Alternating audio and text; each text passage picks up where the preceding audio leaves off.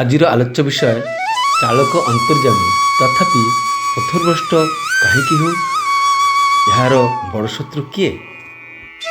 ବନ୍ଦେ ପୁରୁଷୋତ୍ତମମ୍ ବନ୍ଦେ ପୁରୁଷୋତ୍ତମମ୍ ବନ୍ଦେ ପୁରୁଷୋତ୍ତମମ୍। ଜୟ ଗୁରୁ। ସମସ୍ତ ଦାଦା ଓ ମାମାନଙ୍କୁ ମୋର ଆନ୍ତରିକ ଆନନ୍ଦିତ ଜୟ ଗୁରୁ ପ୍ରଣାମ, ଭକ୍ତି ଶ୍ରଦ୍ଧା ଭଲପାଦ। ସମସ୍ତଙ୍କର ସର୍ବାଙ୍ଗୀନ ମଙ୍ଗଳ ପ୍ରାର୍ଥନା କରେ ପରମ ଦୟାଳଙ୍କ ଶ୍ରୀଚରଣରେ। ଆଜି ଆମେ ଯେଉଁ ବିଷୟରେ ଆଲୋଚନା କରିବାକୁ ଚାହୁଁଛୁ ସେଟା ସମ୍ପୂର୍ଣ୍ଣ ଆମ ନିଜ ଜୀବନ ବିଷୟରେ, ପ୍ରତ୍ୟେକଙ୍କର ଜୀବନ ବିଷୟରେ, ଯାହା ଅତି ଅନିବାର୍ଯ୍ୟ। ତାହା ହେଉଛି ଚାଳକ, ଗାଇଡ୍। ଆମେମାନେ ଯେତେବେଳେ ଜନ୍ମ ନେଇନଥାଉ ସେତେବେଳେ ମାତୃଗର୍ଭରେ ଥାଉ, ସେତେବେଳେ ଚାଳକ କିଏ? ମା। ଜନ୍ମ ହେବା ପରେ ମଧ୍ୟ ମା, ଏବଂ ଜୀବନ ଥିବା ପର୍ଯ୍ୟନ୍ତ ମା ହିଁ ଚାଲକ। ବାପା ମା ପୁଣି ବାପାଙ୍କୁ ନିଅନ୍ତି ସାଙ୍ଗରେ, ବାପା ମା ପୁଣି ନିଅନ୍ତି ଗୁରୁଜନମାନଙ୍କର ସହାୟତା, ନୁହଁ କି? ଏମିତି ଭାବରେ ଗୁରୁଜନ, ବାପା ମା ସମସ୍ତେ ମିଶିକରି ସହାୟତା ନିଅନ୍ତି କାହାର? ଗୁରୁଙ୍କର, ସଦ୍ଗୁରୁ, ପୁରୁଷୋତ୍ତମ ଇତ୍ୟାଦି। ହେଲେ ଚାଳକ ବିନା ଆମେମାନେ କିଛି ନୁହଁ କି? ଚାଳକ ନଥିଲେ ଆମ ଜୀବନଟା କିପରି ହେଇଯାଏ ଥରେ ଭାବିକି ଦେଖନ୍ତୁ। ଏମିତି କିଏ ଅଛନ୍ତି ଯେ କହିପାରେ ମୋର କୌଣସି ଚାଳକ ନାହିଁ, ମୋର କୌଣସି ଗାଇଡ୍ ନାହିଁ? କେଉଁଠି ନା କେଉଁଠି କାହାକୁ ନା କାହାକୁ ଦେଖିକି ସେ ନିଜକୁ ନିୟନ୍ତ୍ରିତ କରି ଚାଲୁଛନ୍ତି। ଅର୍ଥାତ୍ ସେ ନିଜକୁ ନିୟନ୍ତ୍ରିତ କରୁଛନ୍ତି କେମିତି? ଅନ୍ୟଙ୍କ ସହାୟତାରେ, ଅନ୍ୟଙ୍କୁ ଦେଖିକିରି, ଅର୍ଥାତ୍ ସିଏ ହେଲା ଚାଳକ। ହେଲେ ଆମେ କିପରି ଭାବରେ ନିଜକୁ ପରିଚାଳିତ କରିଥାଉଛୁ? ଯାହା ଜୀବନରେ କୌଣସି ଗୁରୁ ନାହିଁ, ଇଷ୍ଟ ନାହିଁ, ଆଦର୍ଶ ନାହିଁ, ସେ କିପରି ନିଜକୁ ପରିଚାଳିତ କରନ୍ତି ସେଟା ଟିକେ ଭାବି ଦେଖନ୍ତୁ। ସିଏ ପରିବେଶ ହିଁ ତାର ଚାଳକ। କିନ୍ତୁ এই ପରିବେଶରୁ ସେ କ'ଣ ନିଅନ୍ତି? ଯାହା ସେ ଆବଶ୍ୟକ ମନେ କରେ, ଯାହାର ଇଚ୍ଛା, ମନୋଭାବ, ପ୍ରବୃତ୍ତି ଯେପରି, ସେ ସେପରି ହିଁ ଖୋଜେ। ଆମେମାନେ ଗୋଟେ କଥା ଶୁଣିଛୁ ଯେ କୁକୁରକୁ ଘରେ ତମେ ବାନ୍ଧି ରଖିକିରି ଯେତେ ଭଲ ମନ୍ଦ ଖୁଆଅ ନା କାହିଁକି, ସେ ଛଡ଼ା ପାଇଲେ ଘୁଅ ଖାଇବ ହିଁ ଖାଇବ। ମାନେ ମୋର ଏଇ କଥାଟି କହିବାର ଉଦ୍ଦେଶ୍ୟ ହେଉଛି ଯେ ଏଇ ମଣିଷ, ଆମେମାନେ ମଣିଷ, ଆମମାନଙ୍କ ଭିତରେ ବୃତ୍ତି ପ୍ରବୃତ୍ତି ଗୁଡ଼ିକ ଏପରି ଭାବରେ କାର୍ଯ୍ୟ କରେ ଯେ ଆମେମାନେ ଛୁଟ ପାଇଲେ ହିଁ ସେଇ ଆଡ଼କୁ ପଳେଇଯାଉ। ଅର୍ଥାତ୍ ଆମେ ଯଦି ଗୁରୁଙ୍କ ବନ୍ଧନରେ ବାନ୍ଧିକି ଅଛୁ, ମନେ କରନ୍ତୁ ମୁଁ ସତ୍ସଙ୍ଗରେ ଯାଉଛି, ସତ୍ସଙ୍ଗରେ ଯେତେ ସମୟ ପର୍ଯ୍ୟନ୍ତ ଅଛି ସେତେ ସମୟ ପର୍ଯ୍ୟନ୍ତ ମୁଁ ଠିକ୍ ଅଛି। ସତ୍ସଙ୍ଗରୁ ଯେମିତି ବାହାରିକି ଆସିଲି, ମାନେ ବନ୍ଧନରୁ ମୁକ୍ତ ହେଲି, ସତ୍ସଙ୍ଗର ବନ୍ଧନରୁ, ସେମିତି ମୁଁ ଯେମିତି ଥିଲି ଆଗରେ ସେମିତି ହେଇଥିଲି। ଅର୍ଥାତ୍ ମୋର ବୃତ୍ତି ପ୍ରବୃତ୍ତି କାମ କରିବାକୁ ହେଉଥିଲା। ହେଲେ ଆମର ସତ୍ସଙ୍ଗ କାହିଁକି ଯାଉଛୁ? ଗୁରୁଙ୍କୁ ଧରିଛି ବୋଲିକି। ମୁଁ ଦୀକ୍ଷା ନେଇଛି, ଠାକୁରଙ୍କ ମନ୍ତ୍ରରେ ଗ୍ରହଣ କରିଛି, ସତନାମ ଜପ କରୁଛି। ହେଲେ ସତ୍ସଙ୍ଗରେ ଯେତେ ସମୟ ପର୍ଯ୍ୟନ୍ତ ଅଛି ମୁଁ ବହୁତ ଭଲ ଅଛି। ଯେମିତି ସତ୍ସଙ୍ଗ ପଳେଇ ଆସିଛି ସେମିତି ମୋର ବୃତ୍ତି ପ୍ରବୃତ୍ତି ମୋତେ ଘେରି ଧରୁଛି, ଆଉ ମୁଁ ସେଇ ହିସାବରେ ଚାଲୁଛି। ହେଲେ ମୋର ଭଲ ପାଇବାଟା କେତେ ହୀନ ସେଟା ଆମେମାନେ ନିଜେ ହିଁ ବୁଝିପାରୁଥିବୁ, ଅନୁଭବ କରିପାରୁଥିବୁ ଯେ ଆମେ। କିନ୍ତୁ ଏଇ ଭଲ ପାଇବାଟା ଯଦି ବାପା ମାଙ୍କ ସହିତ ତୁଳନା କରାଯାଏ, ବାପା ମାଙ୍କୁ ଆମେମାନେ ସମସ୍ତେ ଭଲ ପାଉ, ସେଇଟା ବି ଆମେ କେତେଟା ଭଲ ପାଉଛୁ ସେଇଟା ବି ଆମେ ଜାଣିବୁ। କାରଣ ମୋର ସ୍ୱାର୍ଥକୁ ବାଦ ଦେଇ ବାପା ମାଙ୍କ ସ୍ୱାର୍ଥରେ ମୁଁ ମୋର ସ୍ୱାର୍ଥକୁ ପ୍ରତିଷ୍ଠା କରିବା ପାଇଁ, ବାପା ମାଙ୍କୁ ଖୁସି କରିବା ପାଇଁ, ବାପା ମାଙ୍କ ମୁହଁରେ ଟିକେ ହସ ଦେଖିବା ପାଇଁ, ତାଙ୍କ ମନରେ ଟିକେ ଆନନ୍ଦ ଦେବା ପାଇଁ, ମୁଁ କ'ଣ କଲେ ବାପା ମା ଖୁସି ହେବେ ତା ପାଇଁ ମୁଁ କେତେଟା କଷ୍ଟ କରୁଛି। ମୋର ନିଜର ଇଚ୍ଛା, ମୋର ନିଜର ଲୋଭ, କାମନା, ବାସନା ଇତ୍ୟାଦିକୁ ତ୍ୟାଗ କରିକି ବାପା ମାଙ୍କ ଖୁସିରେ ନିଜକୁ ଖୁସି କରିବା ପାଇଁ କେତେଟା ଚେଷ୍ଟା କରୁଛୁ ସେଟା ସମସ୍ତେ ନିଜେ ନିଜେ ଚିନ୍ତା କରି ଜାଣନ୍ତି। ଯଦି ବାପା ମାଙ୍କୁ ଖୁସି କରିବା ପାଇଁ ଆମେ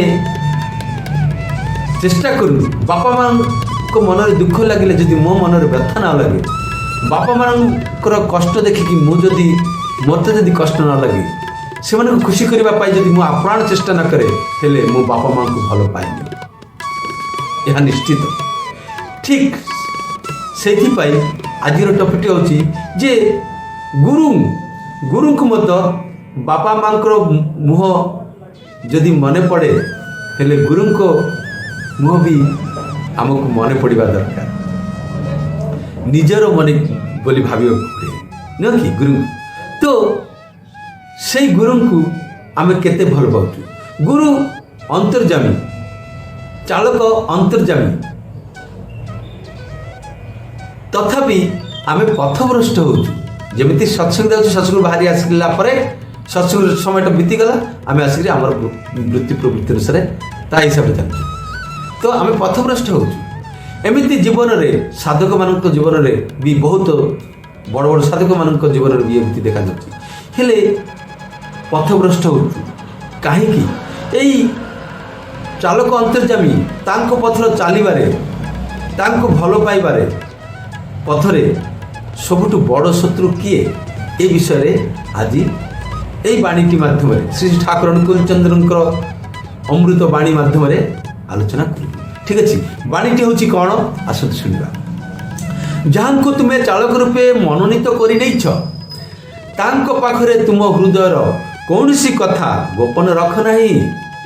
ଗୋପନ କରିଲେ ତାଙ୍କୁ ଅବିଶ୍ୱାସ କରିବା ହେବ, ଆଉ ଅବିଶ୍ୱାସରେ ହିଁ ଅଧପତନ। ଚାଳକ ଅନ୍ତର୍ଯାମୀ ଯଦି ଠିକ୍ ଠିକ୍ ବିଶ୍ୱାସ ହୁଏ, ତେବେ ତୁମେ କୁକାର୍ଯ୍ୟ କରିପାରିବ ନାହିଁ। ଆଉ ଯଦି ବା କରି ପକାଅ, ତେବେ ନିଶ୍ଚୟ ସ୍ୱୀକାର କରିବ। ଆଉ ଗୋପନ କରିବାକୁ ଇଚ୍ଛା ହେଲେ ହିଁ ଜାଣି ରଖ, ତୁମ ହୃଦୟରେ ଦୁର୍ବଳତା ଆସିଛି, ଅବିଶ୍ୱାସ ତୁମକୁ ଆକ୍ରମଣ କରୁଛି। ସାବଧାନ ହୁଅ, ନଚେତ୍ ଅନେକ ଦୂରକୁ ଗଡ଼ିଯିବ। ଠିକ୍ ଯେମିତି ନାଉରିଆ ବିହୀନ ଡଙ୍ଗା, ଚାଳକ ବିହୀନ ଗାଡ଼ି ଚଳିପାରେନି। ନାଉରିଆ ବିହୀନ ଡଙ୍ଗା ଯଦି ନଦୀରେ ପଡ଼ିଯାଏ, ସିଏ କେଉଁଠି ବହିଯିବ, ତାର କୌଣସି ଠିକଣା ରହେନି। ଠିକ୍ ସେଇଭଳି ଏଇ ଅବିଶ୍ୱାସ ଯଦି ଆମକୁ ଆକ୍ରମଣ କରୁଛି, ଆମମାନଙ୍କୁ କେଉଁଠି ଭସାଇ ନେଇଯିବ, କେଉଁ ସ୍ରୋତର ଟାଣରେ କେଉଁଠି ନେଇ ଫିଙ୍ଗିଦେବ, ଅତଳ ସମୁଦ୍ର ଗର୍ଭରେ ଫିଙ୍ଗିଦେବ କି ଆଉ କେଉଁଠି ଫିଙ୍ଗିଦେବ, ତାର କୌଣସି ଠିକଣା ନାହିଁ। ତେଣୁ ସାବଧାନ କରିଦେଇଛନ୍ତି ଠାକୁର, ସଚେତନ କରିଦେଉଛନ୍ତି, ଆମମାନଙ୍କୁ ମନେ ପକାଇ ଦେଉଛନ୍ତି ଯେ ତମେ ଗୁରୁ କରିଛ କ'ଣ ପାଇଁ? ତମ ଜୀବନର ଚାଳକକୁ କିପରି ମାନି ଚାଲିବ। ଆଉ ଜୀବନରେ ଆମ୍ଭେମାନେ କାହିଁକି କୁକାର୍ଯ୍ୟ କରିପାରିବାନି? ୟା ପୂର୍ବରୁ ଯେଉଁ କଥା ଗୁଡ଼ିକ କହୁଥିଲି ଯେ ବାପା ମାଙ୍କୁ ଯଦି ଆମେ ଭଲ ପାଉ, ହେଲେ ଆମେ ତାଙ୍କୁ ଖୁସି କରିବା ପାଇଁ ସେ ଯାହା ନ ଚାହାନ୍ତି ତାହା ଆମେ କରୁନୁ। ଠିକ୍ ସେଇଭଳି ଗୁରୁକୁ ଯେତେବେଳେ ଭଲ ପାଉ, ଚାଳକ ଅନ୍ତର୍ଯାମୀ ଯଦି ଠିକ୍ ଠିକ୍ ଆମେ ବିଶ୍ୱାସ କରୁ, ସେ ସବୁ ଜାଣିପାରୁଛନ୍ତି। ଆଉ ମୁଁ ଯଦି କୌଣସି ଅନ୍ୟାୟ କରେ, ତାଙ୍କ ହୃଦୟରେ ବଥା ଲାଗିବ, ତାଙ୍କୁ କଷ୍ଟ ହେବ। କାହିଁକି? ସେ ଆମର ଖୁସି ଚାହାନ୍ତି, ଆମର ଉନ୍ନତି ଚାହାନ୍ତି, ଆମର ଭଲ ଚାହାନ୍ତି, ମଙ୍ଗଳ ଚାହାନ୍ତି। ଯଦି ମୁଁ ଅନ୍ୟାୟ କିଛି କରେ, ତାଙ୍କେ ଜାଣିବେ ଏବଂ ତାଙ୍କୁ କଷ୍ଟ ହେବ। ତେଣୁ କରିକି ତାଙ୍କୁ ଯଦି ଆମେ ଭଲ ପାଏ, ଅଟୁଟ ଭଲ ପାଇବା ରହେ, ହେଲେ ଆମେ କୁକାର୍ଯ୍ୟ କରିପାରିବା। ଠିକ୍। ଆଉ ଯଦି ବି ଭୁଲରେ ଅନ୍ୟାୟ କରି ପକେଇଛୁ, ହେଲେ ସ୍ୱୀକାର କରିବେ। ଯଦି ସ୍ୱୀକାର ନ କରେ, ତା ଅର୍ଥ ଗୋପନ କରିବାକୁ ଇଚ୍ଛା ଅଛି। ଆଉ ଗୋପନ କରିବାକୁ ଇଚ୍ଛା ହେଲେ ଜାଣିବ କ'ଣ? ତମ ଭିତରେ ଦୁର୍ବଳତା ଅଛି। ଆଉ ଦୁର୍ବଳତା ଅର୍ଥ କ'ଣ? ଦୁର୍ବଳ ହୃଦୟରେ ବ୍ରହ୍ମଭକ୍ତିରେ ସ୍ଥାନ ନାହିଁ।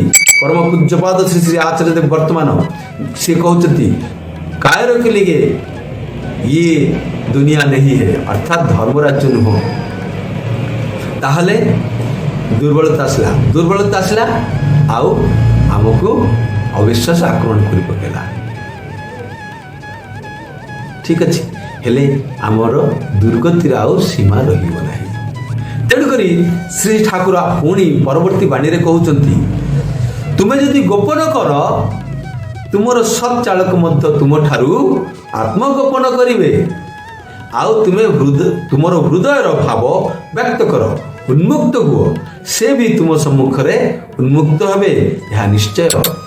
ହେଲେ ଆମେମାନେ ଏଇଠି ଗୋଟେ ପ୍ରଶ୍ନ ଆସୁଛି ଯେ ଆମେମାନେ ଠାକୁରଙ୍କର ଦୀକ୍ଷା ନେଇଛୁ, ଏତେ ବର୍ଷ ହେଇଗଲାଣି, ସେତେ ବର୍ଷ ହେଇଗଲାଣି, କେତେ ଥର ଠାକୁର ବାଡ଼ି ଗଲୁଣି, କେତେ ସତ୍ସଙ୍ଗ କରିସାରିଲୁଣି, କିନ୍ତୁ ଆମେମାନେ ଆମର ଗତିପଥଟା, ଆମର ପଥଟା ଠିକ୍ ଅଛି ତ? ଆମେ ପଥ ଭ୍ରଷ୍ଟ ହେଇନି ତ? ଆମ ଭିତରେ ଗୋପନତା ନାହିଁ ତ? ଆମକୁ ଦୁର୍ବଳତା ଆମ ହୃଦୟରେ ସ୍ଥାନ ନେଇନି ତ? ଅବିଶ୍ୱାସ ଆସୁନି ତ?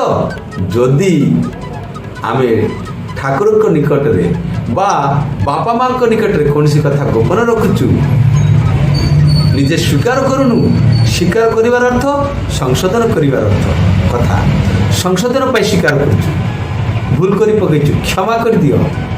ଆମେ ଯେତେବେଳେ ସ୍ୱୀକାର କରୁଛୁ ସେତେବେଳେ ପରମ ପିତା ଅନୁତପ୍ତ ହେଉଛୁ, ଆଉ ଦ୍ୱିତୀୟ ଥର ନ କରିବା ପାଇଁ ଯେତେବେଳେ ସଂକଳ୍ପବଦ୍ଧ ହେଉଛୁ ସେତେବେଳେ ପରମ ପିତା ଆମକୁ କ୍ଷମା କରିଦିଅନ୍ତି। ଠିକ୍ ସେମିତି ବାପା ମା ଅଛନ୍ତି, ଜୀବନ୍ତ ଗୁରୁ, ଜୀବନ୍ତ ଭଗବାନ ହେଉଛନ୍ତି ବାପା ମା। ହେଲେ ତାଙ୍କ ପାଖରେ ଯଦି ଆମେ ଅନ୍ୟାୟକୁ ଭୁଲକୁ ସ୍ୱୀକାର କରିଦିଏ, ସେ ଗୁରୁଙ୍କ ପାଖରେ ସ୍ୱୀକାର କରିବା ସହିତ ସମାନ ବୋଲିକି ମୁଁ ମନେ କରୁଛି।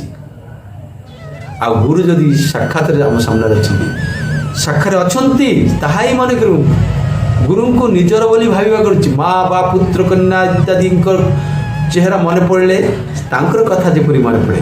ଘରେ ଠାକୁର ଅଛନ୍ତି, ମୋ ସହିତ ସବୁବେଳେ ଅଛନ୍ତି, ଆମେ ଯଦି 4 ଜଣ ତା ସହିତ ଠାକୁର ଅଛନ୍ତି 5 ଜଣ, ଏମିତି ଭାବିବାକୁ ପଡ଼ିବ।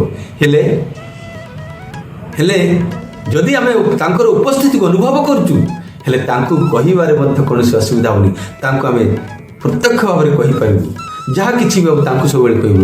ଏହା ଉପରେ ପିତୃଦେବ ମଧ୍ୟ ବହୁତ କଥା କହିଛନ୍ତି। ତ ଯଦି ଆମେ ଗୋପନ କରୁଛୁ, ହେଲେ ସତ୍ଚାଳକ କ'ଣ କରିବେ? ସେ ମଧ୍ୟ ଗୋପନ କରିବେ, ନିଜକୁ ଢାଙ୍କିବେ। ତା ଅର୍ଥ କ'ଣ? ସିଏ ଆମକୁ ଜାଣିବାକୁ ଦେବେନି ଯେ ସେ ବୁଝିପାରୁଛନ୍ତି, ସେ ଜାଣୁଛନ୍ତି, ସେ ଅଜଣା ବ୍ୟକ୍ତି ହେଲା ଭଳିଆ ରହିଯିବ। ଆଉ ଆମେ ଯଦି ତାଙ୍କ ପାଖରେ ବ୍ୟକ୍ତ କରିବୁ, ସବୁକିଛି ଉନ୍ମୁକ୍ତ ହେବୁ, ହେଲେ ସିଏ ମଧ୍ୟ ଆମ ସାମ୍ନାରେ ଆତ୍ମପ୍ରକାଶ କରିବେ। ଅର୍ଥାତ୍ ଆମେ ତାଙ୍କର ଦର୍ଶନ ପାଇବୁ, ପ୍ରକୃତ ପକ୍ଷରେ ଦର୍ଶନ ପାଇବୁ। ନହେଲେ ଠାକୁର ବାଡ଼ି ଯାଇକି ମଧ୍ୟ ଆମେ ତାଙ୍କର ଦର୍ଶନ ପାଇବୁ ନାହିଁ। এই ଚର୍ମଚକ୍ଷୁରେ ଯାହା ଦର୍ଶନ କରାଯାଏ ତାହା କେବଳ ମାତ୍ର ଦେଖା ହେଉଛି, ଦେଖୁଛୁ। ଯେମିତି ଆମେ ବାଟରେ ଚାଲିଲା ବେଳକୁ ହଜାର ହଜାର ଲୋକଙ୍କୁ ଦେଖୁଛୁ, କିନ୍ତୁ ସମସ୍ତଙ୍କ କଥା କ'ଣ ଆମର ମନେ ରହୁଛି? ସମସ୍ତଙ୍କୁ କ'ଣ ଆମେ ଚିହ୍ନି ପାରୁଛୁ? ନାହିଁ। ଠିକ୍ ସେଇଭଳି ଅନଦେଖା କରୁଛନ୍ତି, ସେମାନେ ମଧ୍ୟ ଅନଦେଖା କରୁଛନ୍ତି, ମୁଁ ମଧ୍ୟ ଅନଦେଖା କରୁଛୁ। ଠିକ୍ ସେଇଭଳି ପରମ ପ୍ରେମମୟଙ୍କୁ ଯଦି ଆମେ ଭଲ ନ ପାରିଲୁ, ଗୋପନ କରୁଛୁ ତାଙ୍କ ପାଖରେ ଯଦି କିଛି, ହେଲେ ତାଙ୍କେ ମଧ୍ୟ ଆମ ଠାରୁ ସେ ଗୋପନ କରିଦେବେ, ଆଉ ଉନ୍ମୁକ୍ତ ହେଲେ ସେ ଆମକୁ ଦର୍ଶନ ଦେବେ ନିଶ୍ଚିତ ଭାବରେ, ଗ୍ୟାରେଣ୍ଟି ଦେଇକି କହୁଛନ୍ତି। ଆଉ ଗୋପନ ଭିଡ଼ିଓଟି ବହୁତ ବେଶୀ ହେଇଯାଉଛି, ନେକ୍ସଟ ଭିଡ଼ିଓରେ ପୁଣି ଦେଖା ହେବ। ନେକ୍ସଟ ଭିଡ଼ିଓରେ ଯେ ଆମେ এই ବିଷୟରେ ଆଲୋଚନା କରିବୁ ଯେ ଚାଳକ ଅନ୍ତର୍ଯାମୀ, ଏହା ଜାଣିକି ମଧ୍ୟ ଯଦି ଆମେ ତାଙ୍କଠୁ ଗୋପନ କରୁଛୁ, ହେଲେ ଆମର କ'ଣ ପରିସ୍ଥିତି ହେବ? ଆମେମାନେ କାହିଁକି ଦୁର୍ଦ୍ଦଶାଗ୍ରସ୍ତ ହେଉଛୁ? এই ଉପରେ ନେକ୍ସଟ ଭିଡ଼ିଓଟି ତିଆରି କରିବେ, ଆପଣମାନେ ନିଶ୍ଚିତ ଭାବରେ ଶୁଣିବେ। ଠିକ୍ ଅଛି, ଆଜି ପାଇଁ ଏତିକି। ଜୟ ଗୁରୁ, ବନ୍ଦେ ପୁରୁଷୋତ୍ତମ। ସମସ୍ତେ ଭଲ।